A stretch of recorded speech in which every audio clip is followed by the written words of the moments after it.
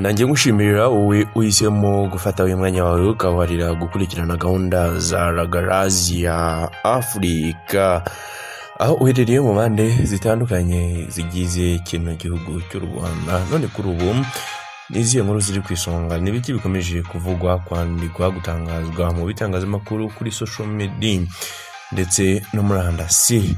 Iki ni ikiganiro indyo y'amakuru. Kuri ubu inkuru ikomeje gutrendinga ni inkuru y'incamugongo, ni inkuru yashenguye, yababaje, ni inkuru yatunguye abantu benshi cyane. Umunyamakuru Kassim Yusufu wa Radio Rwanda yitabye Imana.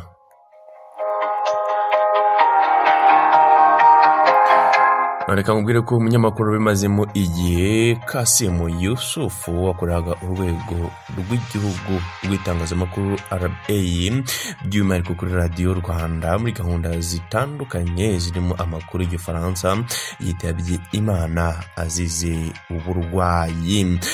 Yamenyekanye cyane mu 1998 ubwo yasimburaga Murebwayire Agnes mu kiganiro cy'imyidagaduro Samedi Détente cya Radio Rwanda kiba mu masaha ya nimugoroba buri wa gatandatu.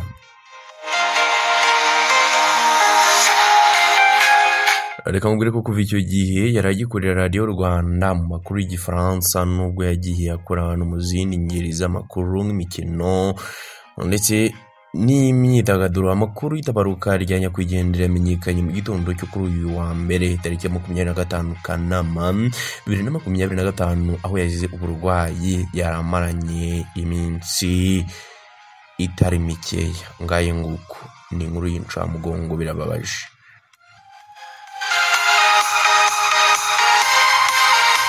Reka nkubwire ko bamwe mu banyamakuru bagaragaje agahinda batewe n'urupfu rwe ndetse banihanganisha umuryango asize. Umunyamakuru wa RBA Kayishema Thierry yagize ati ruhukira mu mahoro muzehe Kassim Yusufu Kayus, umunyamakuru mwiza wa Radio Rwanda kuva dutora kenge.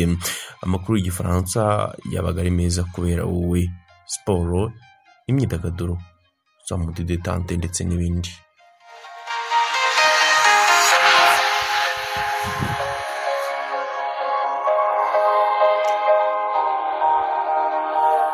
Ku rundi ruhande umunyamakuru none wa Radio TV na TVTN Mutuyeyezu Aswaki umuntu yagize ati Kassim Yusufu twakunze cyane mu kiganiro Samedi Détente yatabarutse RBA, Imana imwakire mu bayo.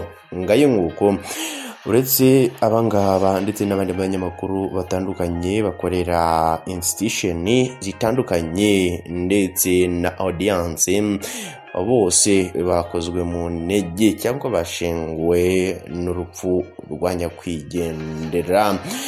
Reka nkubwire ko biteganyijwe ko ashyingurwa kuri uyu wa mbere saa 9 mirimbi ry'Inyamirambo. Ngaye ngoko reka mbashimire kubana nanjye hano kuri Ragarasia Africa. Ikiganiro cyo abari indyo y'amakuru tuba tureba buri piesi y'inkuru cya iba ikomeje kugenda icorendinga hano kuri social media. Mukomeze mugubwe neza kandi mukomeze mwitege n'izindi gahunda zose Ragarasia Africa ikomeza kugenda isunika.